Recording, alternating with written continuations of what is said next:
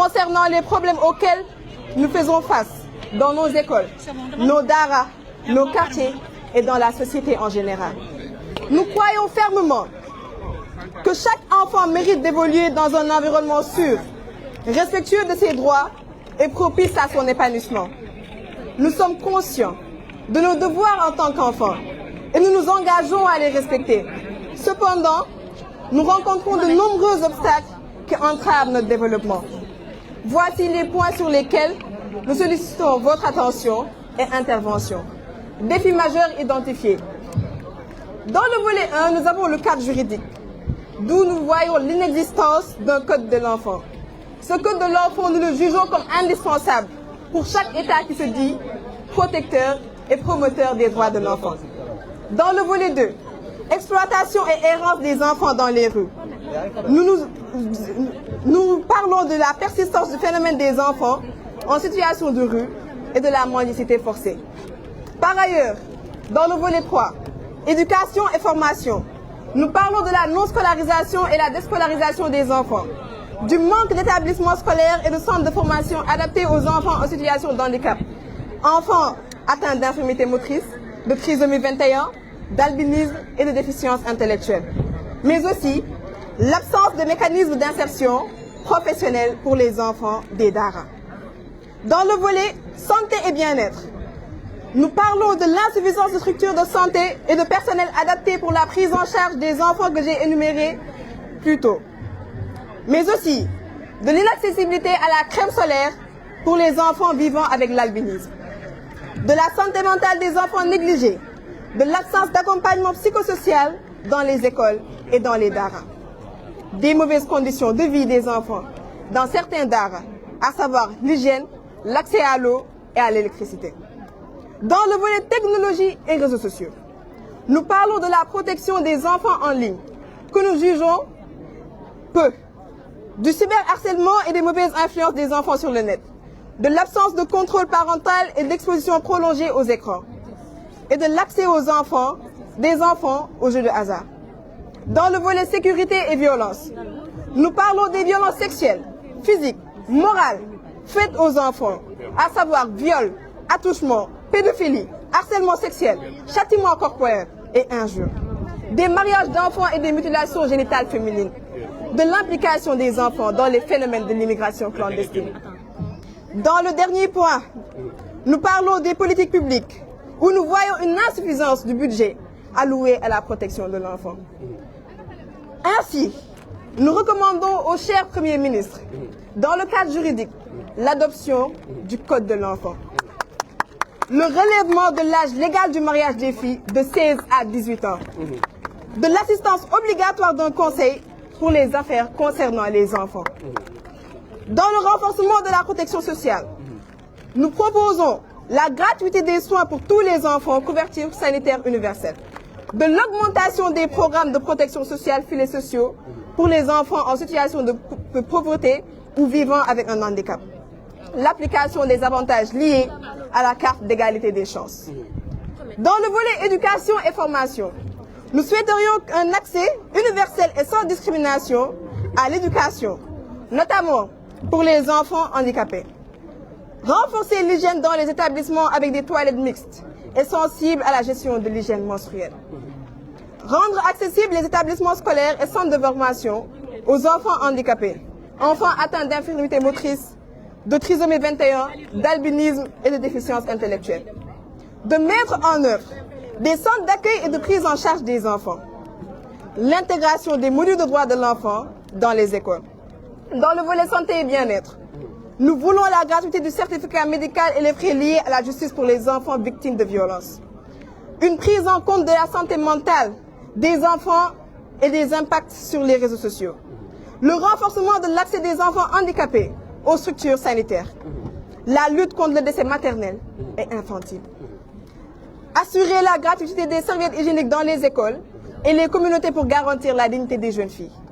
La gratuité de la crème solaire pour les enfants vivant avec l'albinisme. Volet technologie et réseaux sociaux.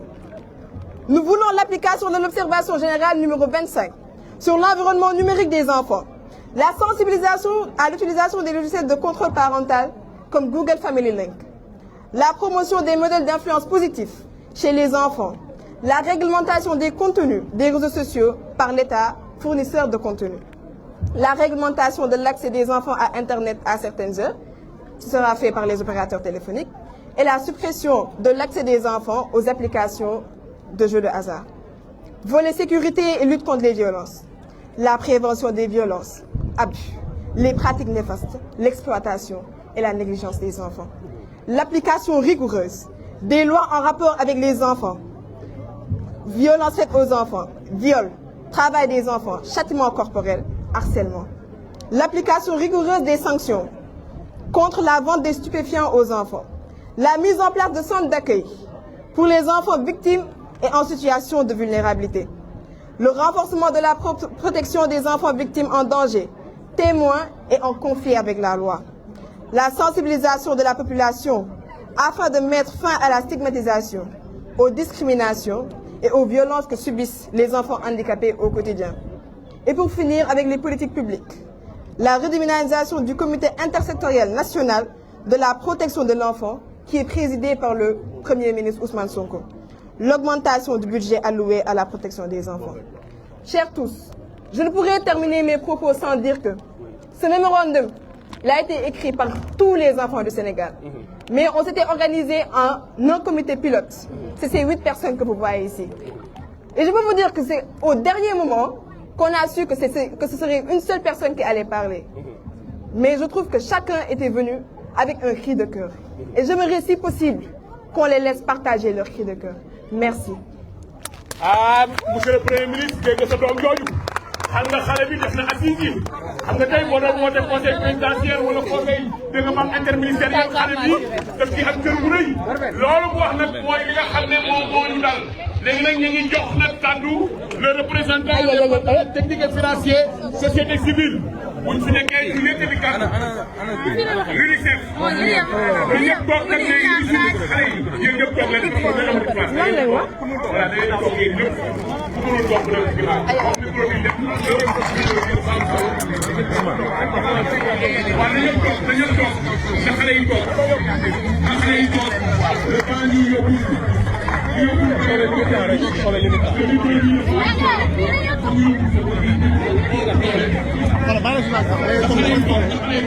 Golbert, Golbert.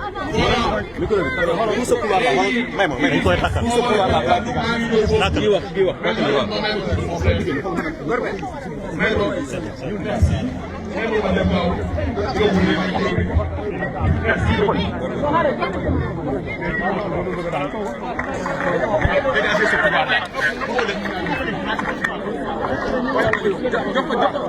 Lam jëlal micro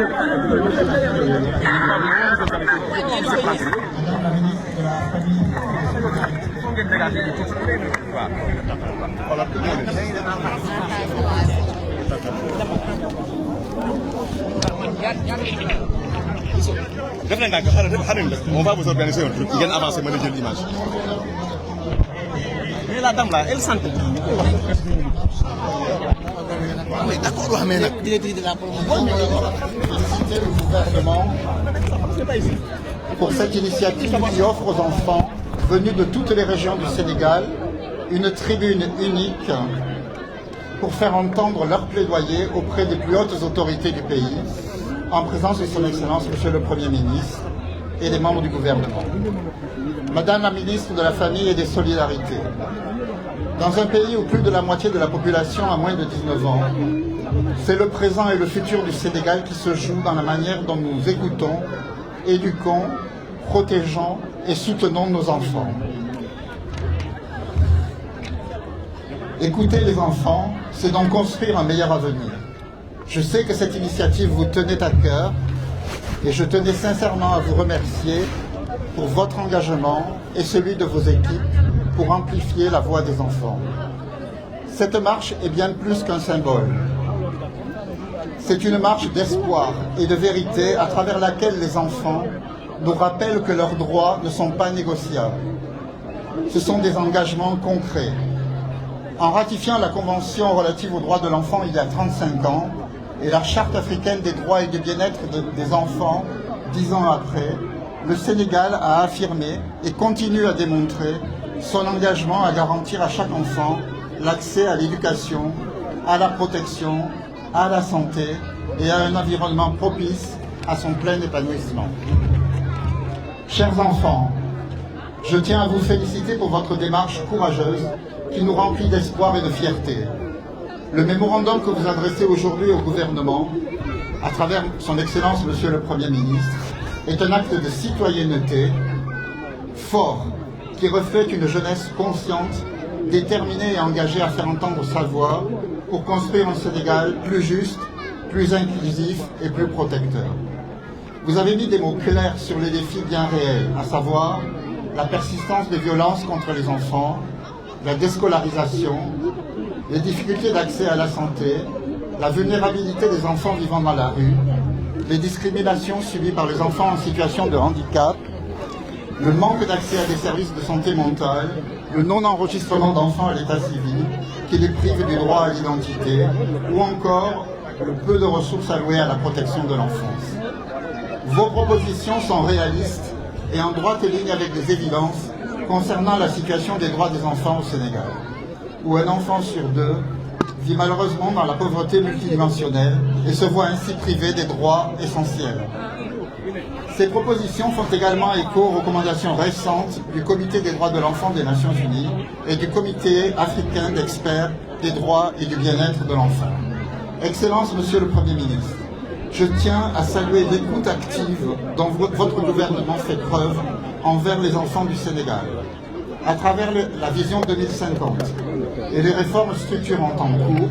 notamment dans le cadre de l'axe 2 de la stratégie nationale de développement, le Sénégal place l'humain, et donc l'enfant, au cœur de son avenir. Comme vous l'entendez aujourd'hui, les propositions émises par les enfants sont profondément alignées avec ces priorités nationales, notamment celles visant à améliorer la qualité des apprentissages, renforcer l'inclusion scolaire et garantir des services de santé et de protection adaptés pour tous les enfants. L'UNICEF et ses partenaires sont fiers de contribuer à cet agenda national de transformation qui, nous le croyons, fera la différence pour les enfants. Dans cette perspective, je souhaite, Excellence Monsieur le Premier ministre, vous affirmer que nous sommes pleinement engagés à vos côtés pour traduire cette vision en actions concrètes et en politique publique inclusive et en services de qualité pour les enfants, sans distinction.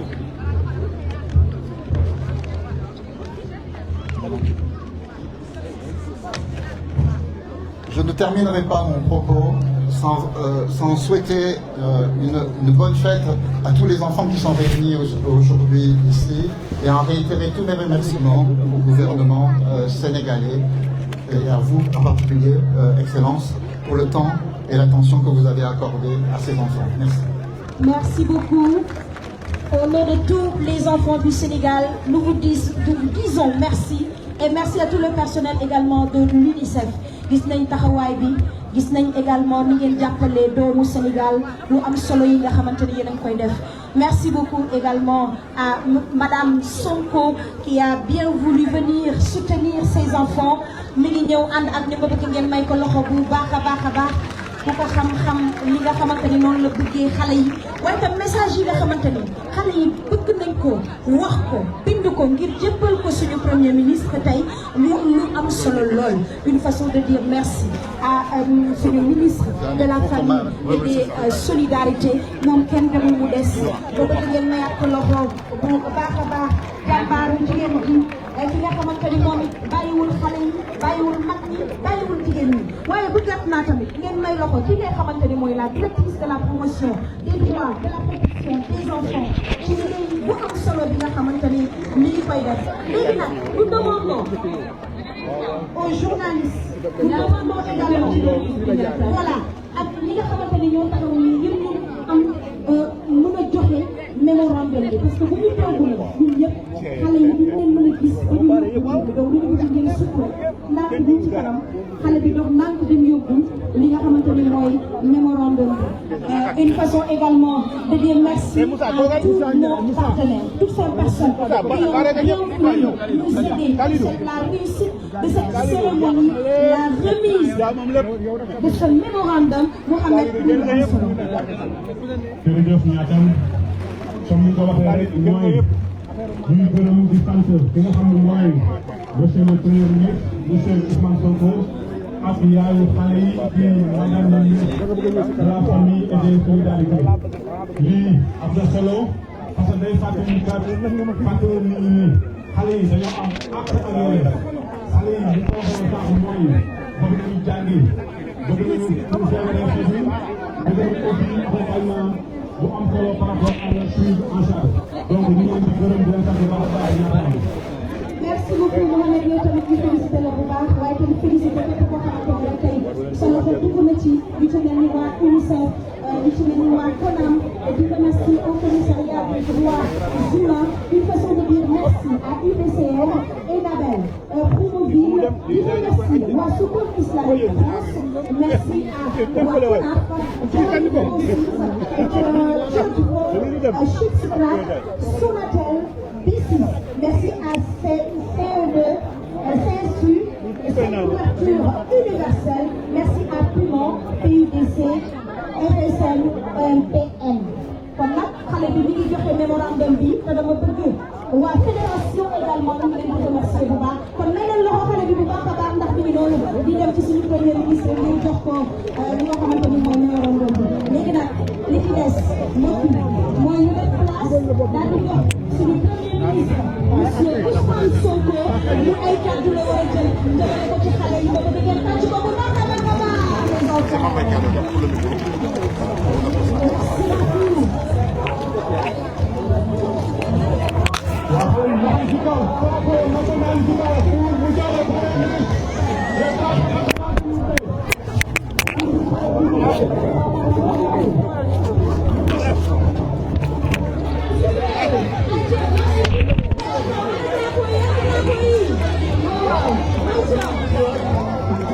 Merci beaucoup.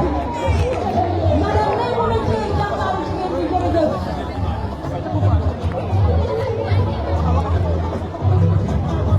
Aïcha, loxo yi ci kaw. Loxo yi ci kaw. Aïcha, Aïcha.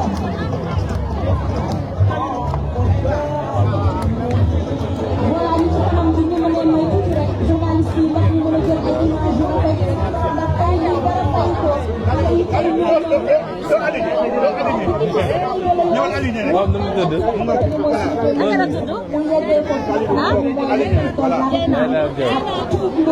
spécial à tous ces enfants en situation de handicap qui ont bien voulu venir marcher avec nous pour présenter ce mémorandum. Merci beaucoup. Nous passons la parole à monsieur Ousmane Sonko, Premier ministre du Sénégal.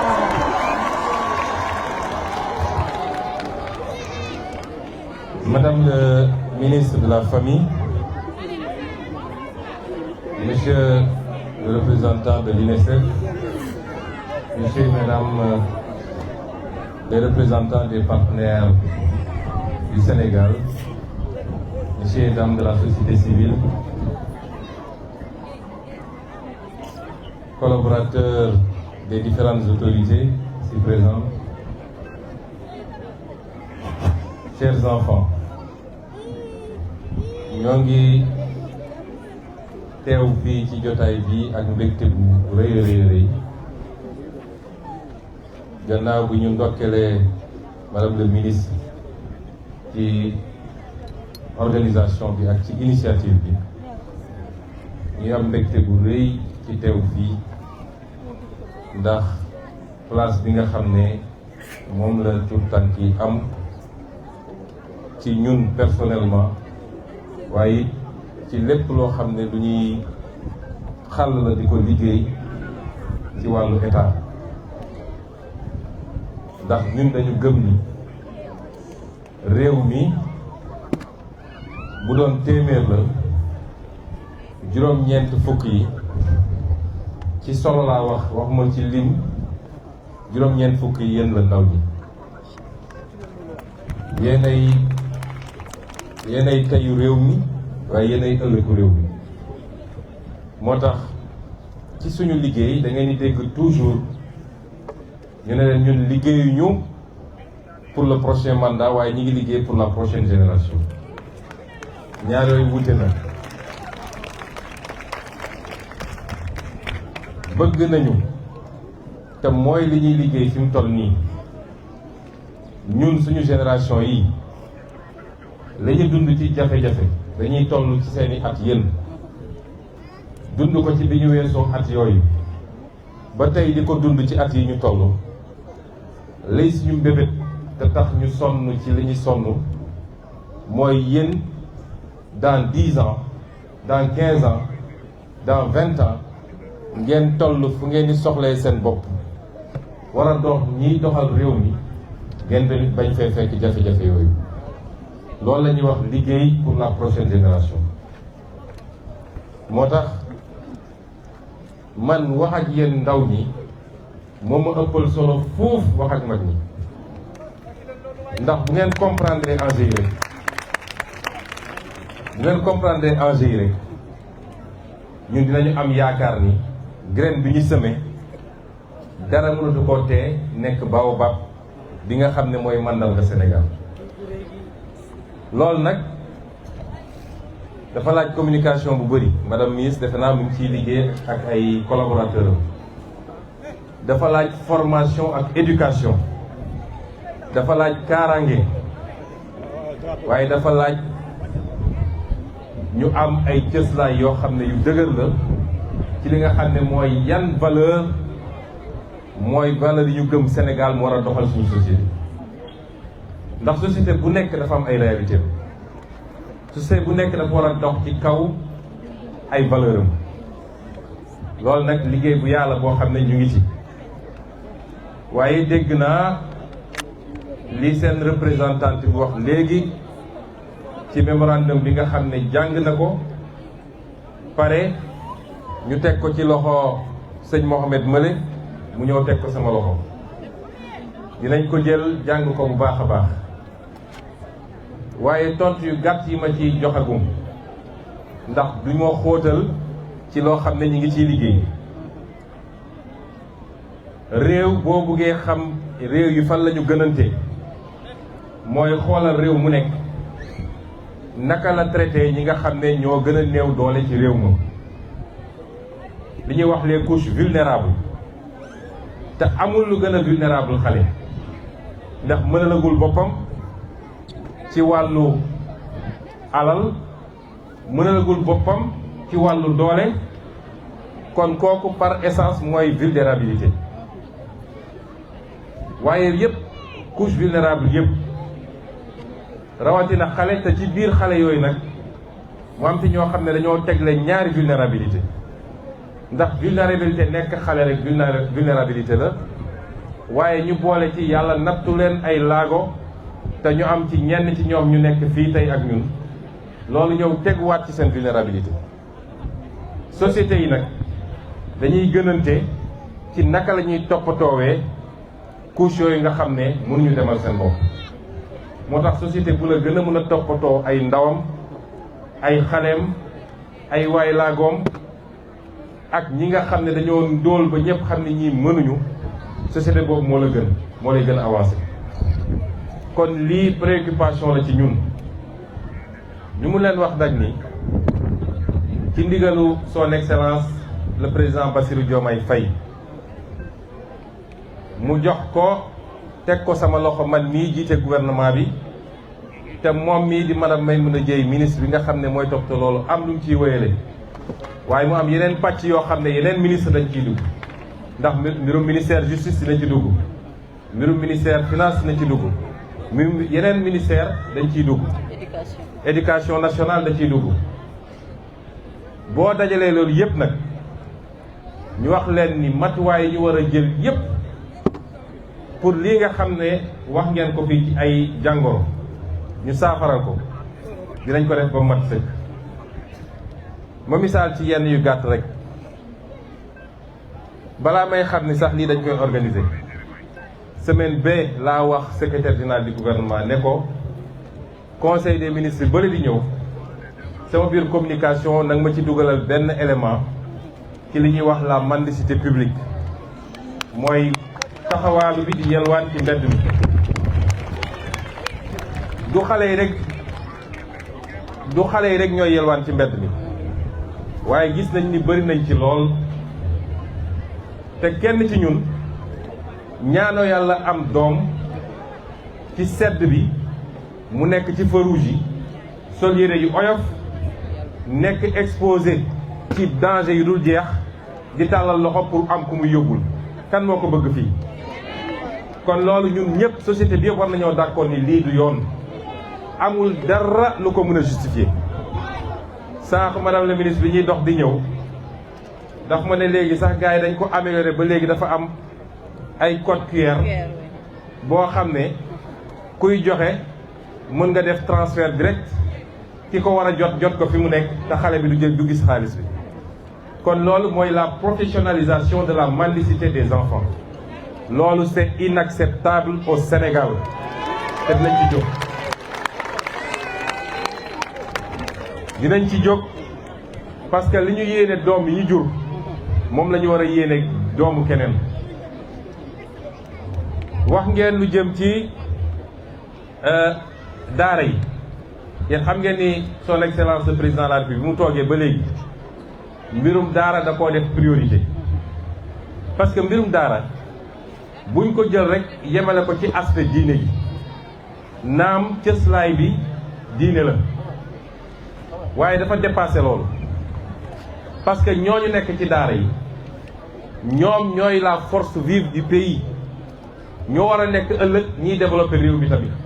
kon dañu am les mêmes droits à une formation de qualité ba ku jóge ci daara ga war ngaa mën a insérer wu facilement ci bépp bërëbu liggéey nekk koo xam ne da ngay andi sa valeur ajoutée ci société bi. loolu moo tax bi président toogee ba léegi dégg ngeen ci communication conseil des ministres am gis ngeen journée yi mu organisé gis ngeen initiative yi ñu jël pour la modernisation des daara. semaine bii ñu nekk ñu génn nii rek wala ñu nekk nii dalal naa fi ay initiative fii ci primature muy li ñu bëgg a def ci modernisation bi fexe ba léegi digitalisation bi ñu dugal ko ci njàngum daara niñ koy defee ci réew yu bëree bëri ay Émirats arabes ay Qatar ay feneen ak feneen nit ñi di mokkal alquran ndongo gu nekk mën a yor tablette am kiy jàngale nekk miy jàngale di leen jàngal te duñu am exposition warula leen dajale ci bërëb boo xam ne mënoo leen fa dajale ñi am kattan gi nga xam ne mën nañu dajale ay xale ci bërëb ñu def ko ku ko amul nga bañ a dugg ci loolu mais ñu yeneen mooy yoo xam ne li am solo mooy na njàngale bi yegg ki war a jàng ki war a mokkal loolu moo ci am solo te danger du am ci xale bi. kon loolu ci suñuy programme yu ëpp solo yoo xam ne ñu ngi ciy liggéey suba ak ngoon guddeeg bëccëg. wax ngeen ci li jëm ci wàllu violence yi dafa am loo xam ne du mbirum nit warul mun a yëkkati loxoom ba ci doom gi nga jur sax am na noo warul mun a egg ci moom ci violence. kon kenn mënul nangu ci société dégg ngeen barki démb rek ab vidéo bu ñu wax ci violence président bi mu ko yéegee man la woon ne ma joxeel instruction ministre de la justice il faut que yi ñu traité ko de la manière la plus ferme et la plus radicale possible parce que mënuñu d'accord di gis seen yu mel nii ci réew mel ni Sénégal kon yéenay suñu préoccupation waaye ba ci nag ni ñuy organiser société bi moo tax keroog bi may dajalee syndicat yi fële ci Grand Théâtre dama woo ministre bi ko doon organiser ma ne ko dama bëgg nga dugalal ma ci les représentants des élèves parce que jàpp naa ni les premiers syndicats mooy xale yi dama bëgg ñu ñëw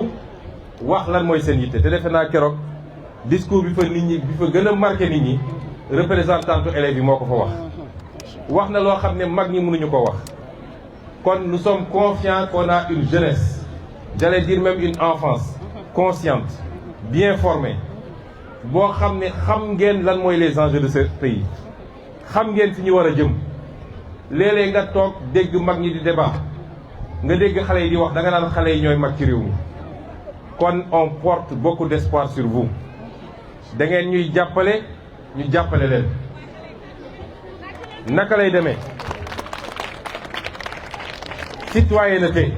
lu am solo la ci réew on veut du ma ne un nouveau type de citoyen parce que li fi nekkoon bonul à 100% waaye dañ koo bëgg a améliorer ndax ñun ñëpp d'accord nañ ni réew mi commencé ko ci man mii am nañu problème mu discipline. ku gis keroog défilé 4 avril bi ni mu doxee man bi ma ci génnee dama woo ministre des forces armées ma ne ko defe naa comme Sénégal suñuy teg fi mu toll nii service militaire obligatoire moo ci nekk état bi moo amagul moyens yi mu mun a yóbbooy ñëpp service militaire waaye war nañu mun a réfléchir ci ay créneaux yu ñuy yaatalee service militaire bi avec des formules yoo xam ne peut-être ñii ñetti weer ñii juróomi weer ñii mais kenn ku nekk jaar fa ñu defar waat ci li nga xam ne mooy citoyenneté mooy discipline mooy organisation loolu am na ci solo parce que réew nag discipline moo koy defar de lu ma neex wax lu ma neex def fu ma neex taxaw musul defar réew te loolu jarul ñuy xeex pour régler ko mais kenn ku nekk na xoolaat boppam defaru ñun ñi nga xam ne mag lañu ba pare nag nee nañu bant bu woo ba noppi jafe naa jubbanti waaye yéen ñi toll ci war a defaru yéen lañu yaakaar ànd ak yéen ci loolu moo tax service civique national ma ñaanoon président de la république mu delloo si ma ko primature mu nangul ma ko jox ma ko fii dina am programme yu yaatu yoo xam ne dañ ko def ci biir année scolaire waaye surtout ci nawet bi ci loo xam ne dina dellu ci mbay mi dina dellu ci defaraat les lieux publics dina dellu ci kenn ku nekk am looy jël ci sa temps jagleel ko réew mi loolu day renforcer suñuy lien citoyen itam ñu boole ci ñun ñëpp benn lañu yéen xale yi li ma leen di dénk bu leen nangu kenn dugal leen ci discours boo xam ne discours buy xaajale la discours ethnie discours diine discours région loolu amul place ci Sénégal nu nit ñi féewale ci politique na yem ci politique waaye fii boo fi nattoon région yëpp a ngi fi département yëpp a ngi fi ethnie yëpp a ngi fi religion yëpp a ngi fi loolu lañ ñu yaree loolu la ñu xam ñu ànd ceeg tolérance nag kenn ku ne nangul moromam li nga xam ne moom ngeen wute ci gëm-gëm ak ci gis-gis loolu ñu ngi leen koy dénk bu baax yéen xale yi. li ngeen fi may daane la li ngeen wax ci charte yi code de l'enfant defe naa travaux yi sori na lool ñoo ngi ci processus bi ñu ngi defar texte yi bu soobee yàlla dinañ ko jàllale fi mu war a jaar voté ko fi ñu ko war a jox voté ba nga xam ne dinañu renforcer la protection de l'enfance te ci lu soreekul incha allah ñi nga xam ne ñooy ñi dund ak ay laago ba ci li xale bi wax léegi am na ñoo xam ne tey fii ñu taxaw bu ñu fi taxawoon am problème ndax yàlla nattu na leen problème mu der te léeg-léeg jot seen crème sax day jafe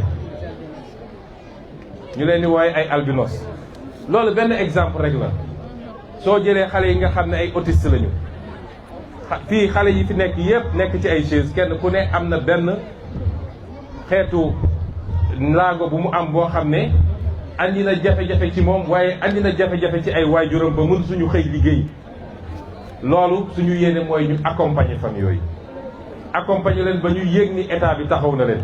te am na programme boo xam ne ñu ngi ciy liggéey ci loolu la jëm kon may dalal xelu xale yi yéen yéen a ñu tax a jóg yéen yéen ay Sénégal ñun mënatuñu am lu ñu amuloon Sénégal ku dund ba yàlla may la as tuut fii ñi fiy mag ñëpp nag luñ fi amati rek buuñaa la bonus la waaye mënatuñu am lu ñu amuloon kon suñuy sonn di xeex suba ngoon pour seen avenir la yéen na ngeen doon une jeunesse consciente bu leen kenn dugal ci yenn idéologie réew mi yàlla defal nañu fi loo xam ne ñun ñëpp bu ñu takkoo am un minimum de consensus yóbbu ko foo xam ne ci 10 ans ñëpp dinañu jaaxle bu leen kenn dugal ci xalaatu ni teraanga feneen la nekk na ngeen jël ay gaal pour dem fa mun leen am lu ëpp li ngeen am fii ci réew mi ndax li ëpp mooy nga am fierté ne fii la ma yàlla tànnal fii laa dëkk samay waajur a ngi fi samay mbokk a ngi fi loolu amul lu ko mën a remplacer kon na ngeen gën a góorgóorlu xamle ñoo ngi seen wet ñoo ngi ànd ak yéen te lépp suñuy lii suñu kattan dañ ko def ba ñu investir ci yéen parce que yéen yéenay Sénégalu tey yéenay Sénégalu ëllëg. Je voudrais conclure par remercier nos partenaires, à commencer par l'UNICEF et tous les autres partenaires techniques et financiers, la société civile qui s'agit dans l'encadrement et l'accompagnement des enfants, et particulièrement de l'enfance en difficulté, et vous réitérer au nom du gouvernement du Sénégal, mais surtout au nom de son Excellence le Président Bassirou Diomaye Diakhar Faye, que la priorité des priorités pour nous, c'est l'accompagnement, la formation, la protection de l'enfance, parce que ce pays ne se construira pas sans la valeur humaine, sans la ressource humaine de qualité. Ce pays ne se construira pas sans ses enfants, ses fils et ses filles, et ses enfants bien formés, bien éduqués, bien soignés, parce que la santé est importante, et c'est pourquoi nous plaçons ces enfants au cœur de notre action. Nous réussissions de pouvoir le faire avec tous les partenaires. Nous ferons toutes les réformes qu'il faut. Le Sénégal est parti à énormément de conventions internationales. Mais j'ai tendance à dire qu'un pays n'a pas besoin de se référer forcément à ces conventions pour avancer, parce que les valeurs humaines qualitatives sont universelles et se ressentent parce que ça part du fond de l'âme humaine. Et c'est pourquoi nous avancerons vers les réformes qu'il faut. Le code de l'enfance, la question de l'encadrement de l'enseignement religieux, particulièrement, la mendicité publique, particulièrement celle des enfants, sont autant de questions qui nous préoccupent, mais également la santé des enfants. L'intervenante tout à l'heure a parlé de la gratuité des soins pour les enfants jusqu'à un certain âge. C'est un projet à étudier, à envisager, parce qu'une jeunesse saine, spirituellement, intellectuellement, mais une jeunesse saine physiquement, est la meilleure garantie. Plus que les ressources naturelles, plus que les capacités budgétaires, la meilleure garantie, c'est une jeunesse bien formée, saine, physiquement, spirituellement, intellectuellement. Cette jeunesse-là qui bâtit un pays, cette jeunesse-là qui développe un pays. C'est pourquoi nous allons investir encore dans cette jeunesse et particulièrement dans cette enfance. Je vous remercie beaucoup et vous souhaite un bon retour chez vous. Merci beaucoup, Monsieur le Premier ministre, Monsieur Ousmane Sonko. Alors, ñu xaar rek ndax Fédération sénégalaise des randonnées du Sénégal dañ ko war a jox benn cadeau, donc ñu bàyyi leen ñu dugg. Et s'il vous plaît, mesdames et messieurs, xale yi dugg ak laaga ñoom la ñu teg ci chaise yi ci kanam. Nous vous demanderons s'il vous plaît de avancer vers le Premier ministre. ñu ngi leen di ñaan ndaxte bu ñu demee di ngeen leen gaañ, donc ku ci nekk fi nga nekk na nga taxaw. Ñuy ñaan également la Fédération sénégalaise des randonnées du Sénégal ñu avancer vers le Premier ministre pour lui remettre un cadeau. Voilà, donc mi ngi noonu di avancer di dem Mohamed di wax li fi Premier ministre wax dal na xel tey boo ko déggee mu mel ni tey xale yi doléances yi nga xamante ni tey émettre nañ ko yëpp la majeure partie mel na ni saafara wu na ba pare. Donc ñuy wax également ñi nga xamante ni ñoo gunge xale yi ñu dem ci li nga xamante ni ñoo nekk organisation ñu jege leen. da nga may kii yéen a yaay priorité. fi nga nekk foofu la.